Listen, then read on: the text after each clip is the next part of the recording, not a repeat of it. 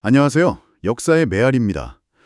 오늘은 에드워드 기번의 로마 제국 쇠망사 제25장 Reigns of Jovian and Valentinianus죠. 요비아누스와 발렌티니아누스의 통치, 그리고 제국의 분열과 새로운 질서의 시작에 대해 함께 깊이 파고들어 보겠습니다. 네, 안녕하세요. 율리아누스 황제가 페르시아 원종 중에 정말 갑작스럽게 세상을 떠나면서 로마는 다시 한번 큰 혼란에 빠지게 됩니다. 맞아요. 적진 한복판에서 지도자를 잃었으니 군대는 거의 절망 상태였겠죠. 당장 다음 황제를 찾아야 했고요. 네, 오늘 저희는 바로 이 격동의 순간, 요비아누스의 짧지만 또 중대한 통치, 그리고 발렌티니아누스 형제에 의한 로마 제국의 공식적인 동서 분할이라는 그 역사적 사건을 기본의 시선을 따라 한번 추적해 보려고 합니다. 이 분열이 단순한 행정적 조치를 넘어서서 로마의 운명에 어떤 깊은 균열을 만들었는지 그 구조적인 변화, 또 위기의 본질을 함께 살펴보는 시간이 될 것 같습니다. 좋습니다. 그럼 먼저 율리아누스 사후 상황부터 시작해 볼까요? 기원 후 363년이었죠. 네, 363년 페르시아 영토 깊숙이 들어와 있는 상태에서 황제가 전사했으니까요. 이건 제국 동방군단에게는 거의 재앙이나 다름없었습니다. 퇴로마저 불확실했거든요. 정말 심각했군요. 군대는 즉시 후계자를 정해야 했는데요. 당시 역사가 암미아누스 마르켈리누스의 기록을 보면 지휘관들 사이에서 아주 격렬한 논쟁이 오갔다고 합니다. 누가 후보였나요? 여러 유력 후보들이 있었는데 가장 유력했던 인물이 프라이펙투스 살루스티우스였어요. 근데 이분이 고령이기도 하고 또 당시 상황이 너무 어려우니까 재위를 고사합니다. 2번이나요. 그 살루스티우스라는 분 상당히 존경받는 인물이었나 봐요. 네, 그랬던 것 같습니다. 그래서 결국엔 황제 근위대 지휘관 중 한 명이었던 요비아누스가 군대의 추대로 황제가 됩니다. 요비아누스. 이분은 어떤 인물이었길래 이 위기 상황에서 황제로 추대될 수 있었을까요? 혹시 특별한 능력이 있었던 건가요? 사실 요비아누스는 군사적 능력이나 정치적 경륜이 특별히 뛰어난 인물은 아니었어요. 그래요? 네, 다만 성품이 좀 온건했고 기독교 신앙을 가지고 있었죠. 이게 중요한데 율리아누스 황제 시절에 이교 부흥 정책에 반감을 가졌던 기독교도 병사들이 꽤 있었거든요. 이들의 지지를 받았다고 볼 수 있고요. 종교적인 배경이 작용했군요. 그렇죠. 그리고 다른 유력 후보들 간의 경쟁 속에서 일종의 타협판으로 떠오른 측면도 큽니다. 극심한 혼란 속에서 가장 갈등을 덜 일으킬 만한 인물로 여겨졌을 수도 있고요. 그야말로 절체절명의 위기 속에서 탄생한 황제네요. 하지만 황제가 되었다고 해서 당장 눈앞에 위황이 사라진 건 아니었을 텐데요. 당연하죠. 굵은 줄인 군대를 이끌고 이 적진을 탈출해야 하는 정말이지 막중한 과제가 그의 어깨 위에 놓여 있었던 겁니다. 그 첫 번째 과제가 바로 페르시아와의 협상이었겠군요. 네, 맞습니다. 요비아누스의 첫 번째이자 가장 시급한 과제는 페르시아 왕 샤푸르 2세와의 협상이었습니다. 군대를 안전하게 제국 영토로 귀환시켜야 했으니까요. 하지만 상황이 로마에게 절대적으로 불리했을 텐데요. 네, 그렇죠. 협상력이 거의 없었다고 봐야죠. 결국 로마는 매우 굴욕적인 조건으로 평화조약을 맺게 됩니다. 암미아누스나 후대 역사가 조시무스의 기록에 그 내용이 아주 명확하게 나와 있습니다. 구체적으로 어떤 내용이었나요? 로마에게 얼마나 치명적인 조약이었는지 좀 궁금합니다. 우선 로마가 티그리스강 동쪽에 확보했던 5개의 속주를 페르시아에 넘겨줘야 했습니다. 5개나요? 와... 네. 그리고 더 뼈아픈 건 수십 년간 동방 방어의 핵심 거점 역할을 했던 니시비스나 싱가라 같은 아주 중요한 요새 도시들까지 할량해야 했다는 점입니다. 니시비스요? 그 이름은 들어본 것 같은데요? 중요한 도시 같죠? 네. 니시비스는 단순한 군사기지를 넘어서 로마화된 문화중심지였거든요. 그런데 그곳 주민들은 도시를 페르시아에 넘겨주기 전에 모두 떠나야만 했습니다. 정말 비극이었죠. 기본도 이 조약의 무게를 아주 인상적으로 표현하고 있습니다. 잠깐 원문을 살펴볼까요? 네, 좋습니다. 기본은 이렇게 썼습니다. The ceded territories, 5 provinces beyond the Tigris, had been obtained by the valor of Galerius, confirmed by the prudence of Diocletian. The prudence of Jovian had stipulated to restore them.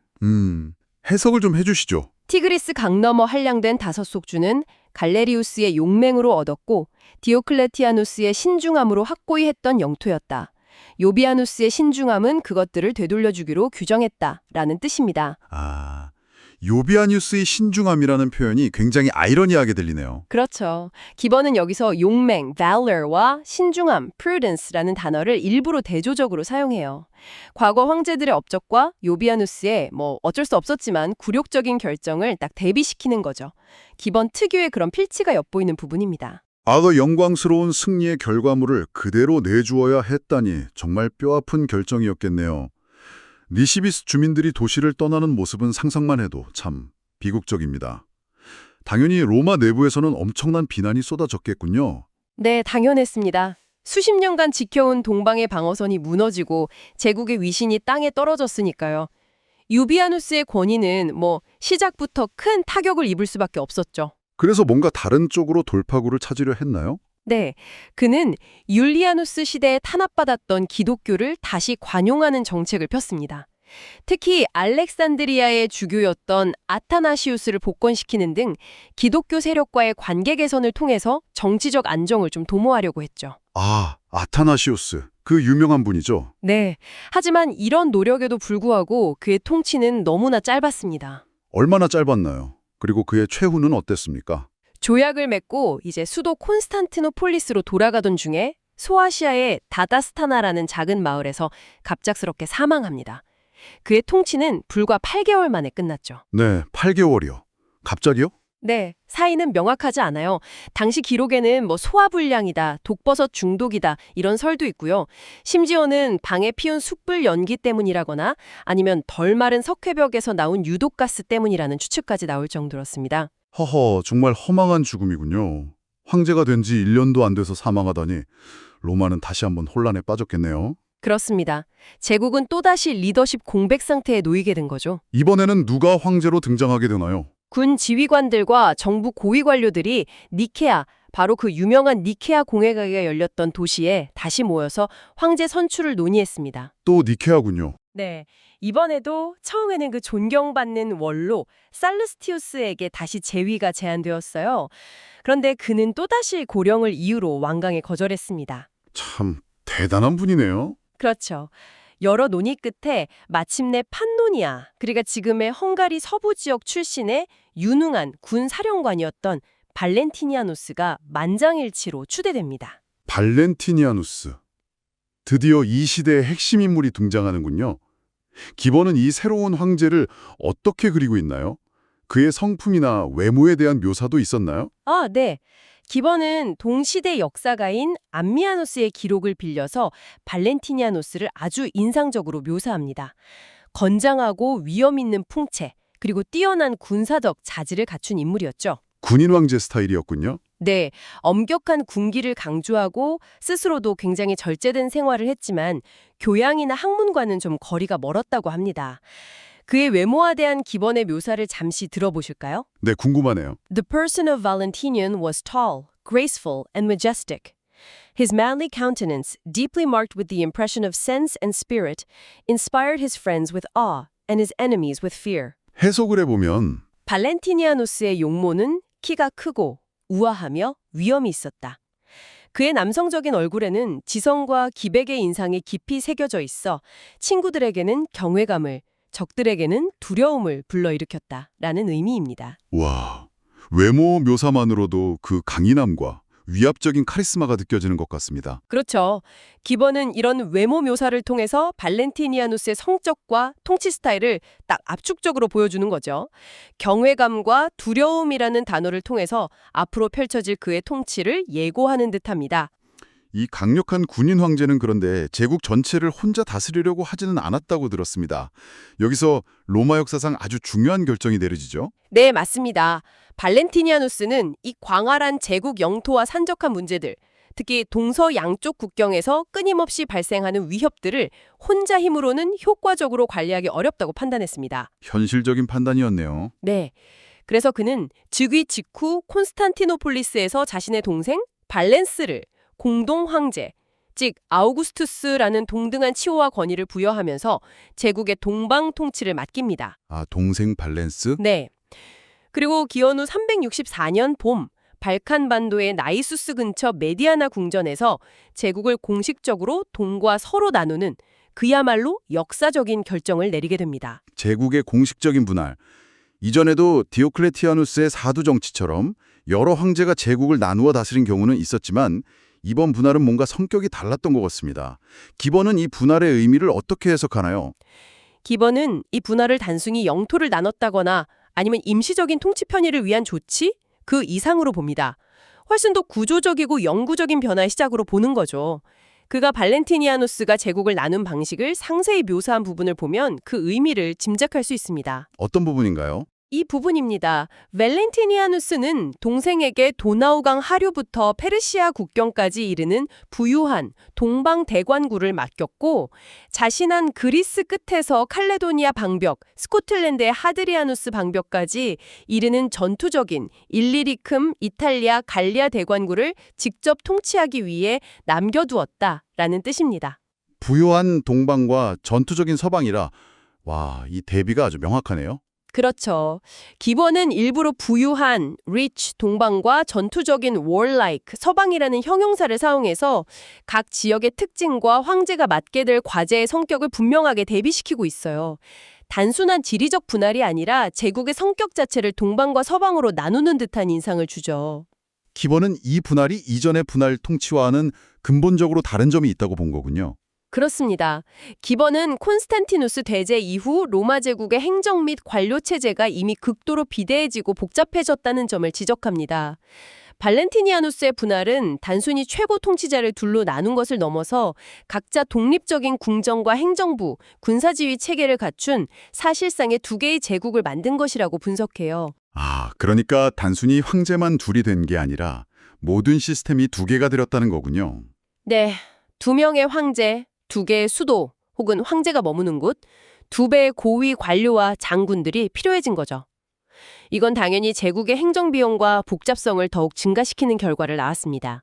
통합된 로마 제국이라는 이상보다는 당장의 효율적인 통치를 위한 행정적 분리가 더 중요해진 시점이었군요. 기본의 표현을 빌리자면 통합의 로마는 사라지고 행정의 제국만 남았다. 뭐 이렇게 해석할 수도 있을 것 같습니다. 네, 충분히 그렇게 볼 수 있습니다. 이런 거대한 행정적 변화 속에서 당시 로마 사회 내부, 특히 종교와 권력의 관계는 또 어떻게 변화하고 있었나요? 발레티니아누스 시대의 종교 정책은 어땠습니까? 발렌티니아누스 시대는 종교적으로도 좀 미묘한 긴장감이 흐르던 시기였습니다. 황제 자신은 니케아 신경을 따르는 정통파 기독교인이었지만 종교 문제 자체에 대해서는 비교적 관용적인 태도를 취했어요. 이단에 대해서도 직접적인 박해는 자제했죠. 오, 의외로 관용적이었네요. 네, 하지만 그는 성직자들의 지나친 부축적이나 세속 권력에 대한 간섭은 상당히 경계했습니다. 이게 또 중요한 포인트인데요. 어떤 면에서요? 특히 당시 로마에서는 부유한 귀족 여성들이 자신의 막대한 재산을 교회나 자기가 존경하는 성직자 개인에게 기부하거나 유산으로 남기는 일이 아주 빈번했습니다. 그런데 이 과정에서 여러 가지 폐단이 발생했던 거죠. 어떤 폐단이었나요? 성직자들이 신앙심을 이용해서 부를 축적했다는 건가요? 네, 좀 노골적으로 말하면 그렇습니다. 일부 성직자들이나 수도자들이 영적인 관계를 이용해서 여성 신도들의 재산을 탐하는 경우가 있었던 거죠. 기본은 이걸 아주 비판적으로 묘사하면서 발렌티니아누스가 내린 칙령을 소개합니다.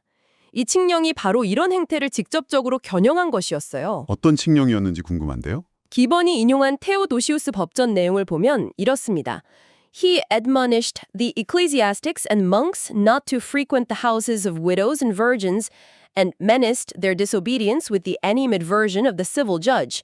The director was no longer permitted to receive any gift or legacy or inheritance from the liberality of his spiritual daughter. 이것도 해석을 좀 들어봐야겠네요. 그는 성직자들과 수도사들에게 과부나 처녀들의 집을 드나들지 말라고 훈계했으며 불복종 시에는 민사판사의 견책을 받을 것이라고 위협했다. 영적 지도자는 더 이상 그의 영적인 딸의 관대함으로부터 어떠한 선물이나 유증, 상속재산도 받을 수 없게 되었다는 내용입니다. 와, 황제가 직접 나서서 성직자들의 재산 상속을 금지할 정도였다니 당시 로마 교회의 부와 영향력이 정말 대단했음을 짐작하게 합니다. 영적인 딸이라는 표현도 참 당시 상황을 잘 보여주네요. 그런 법령의 구체적인 내용을 제시하면서 당시 로마 사회의 한 단면과 황제의 단호한 의지를 보여줍니다. 영적인 딸, 스피리추얼 도터라는 당시의 관용적인 표현을 그대로 사용하면서도 그 이면에 숨겨진 재산 문제를 건조하게 드러내서 상황의 아이러니를 부각시키는 거죠. 이 칙령이 로마의 주교, 즉 교황 다마수스에게 전달되었다고 하죠. 당시 로마 교회 내부 사정도 꽤 복잡했다고 들었습니다. 네, 그렇습니다. 이 칙령이 발표될 무렵 로마에서는 주교 자리를 놓고 다마수스와 우르시누스라는 두 인물 사이에 아주 격렬한 다툼이 벌어져서 유혈 사태까지 발생했습니다. 주교 자리를 놓고 싸우다가 피까지 흘렸다고요? 네. 암리아누스는 이 사건을 기록하면서 당시 로마 주교직이 얼마나 큰 세속적 부와 권력을 상징했는지 잘 보여줍니다. 화려한 마차를 타고 다니고 왕후 부럽지 않은 연회를 베푸는 로마 주교의 모습은 변방에서 금욕적인 생활을 하는 다른 지역 주교들과는 아주 극명한 대조를 이루었다고 하죠. 허허, 정말 대단했네요. 발렌티니아누스의 칙령은 바로 이러한 로마 교회의 세속화와 내부 분열이라는 맥락 속에서 이해할 필요가 있습니다. 제국의 동서로 나뉘는 이 거대한 변화 속에서 종교 권력 내부에서도 세속적인 욕망과 갈등이 이렇게 꿈틀거리고 있었군요. 참 복잡한 시대입니다. 다시 제국 분할 이야기로 돌아가서요.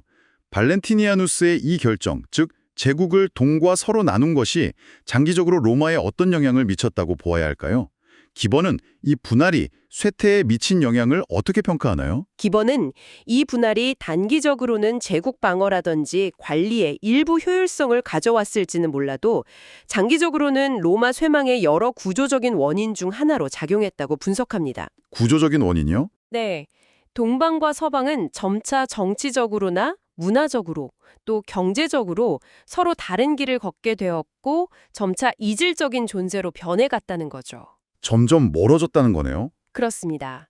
결정적인 위기 상황이 닥쳤을 때 서로를 적극적으로 돕기보다는 각자의 생존을 우선시하게 되면서 제국 전체의 역량이 약화되는 결과를 초래했다는 것이 기본화 시각입니다.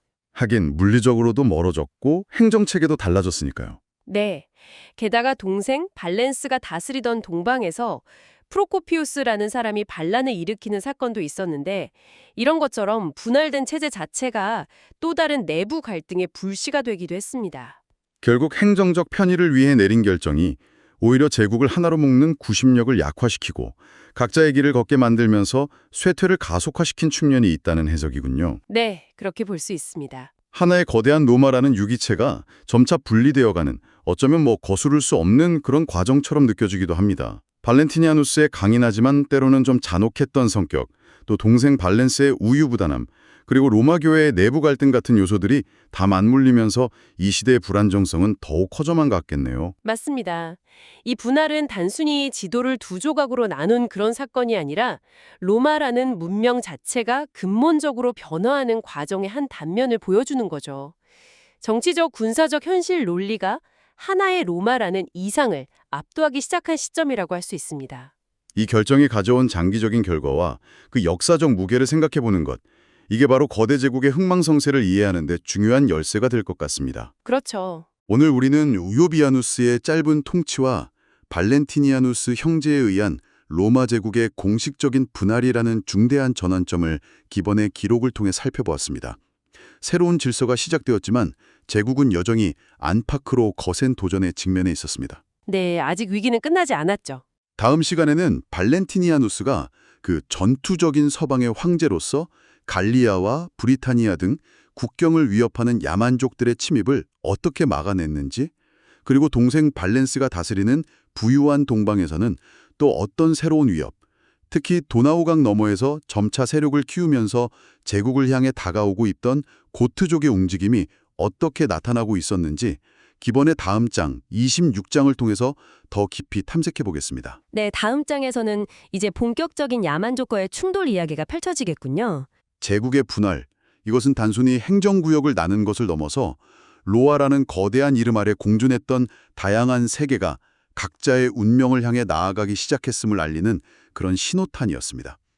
기본은 이 과정을 통해서 권력의 속성, 거대 제국 운영의 무게, 그리고 어쩌면 피할 수 없는 내적 균열의 문제를 우리에게 던져주고 있는 것 같습니다. 맞아요. 오늘 이야기 나눈 내용 중에서 여러분은 어떤 부분이 가장 인상 깊으셨나요? 제국의 분할은 과연 피할 수 없는 선택이었을까요? 아니면 쇠퇴를 앞당긴 결정적인 실수였을까요? 이런 질문들을 안고 다음 이야기를 기다려보는 것도 의미 있을 것입니다. 이 분열의 시대는 우리에게 참 많은 것을 생각하게 합니다. 거대한 시스템이 변화에 직면했을 때 어떤 선택을 해야 하는지, 그리고 그 선택이 가져올 장기적인 파장은 또 무엇인지. 역사는 뭐 그대로 반복되지는 않지만 그 속에서 우리는 현재를 비추는 교훈을 얻을 수 있을 거라고 생각합니다. 네, 좋은 말씀입니다. 다음 심층 탐교에서 더욱 흥미로운 이야기로 다시 찾아뵙겠습니다. 지금까지 함께해 주셔서 감사합니다. 감사합니다.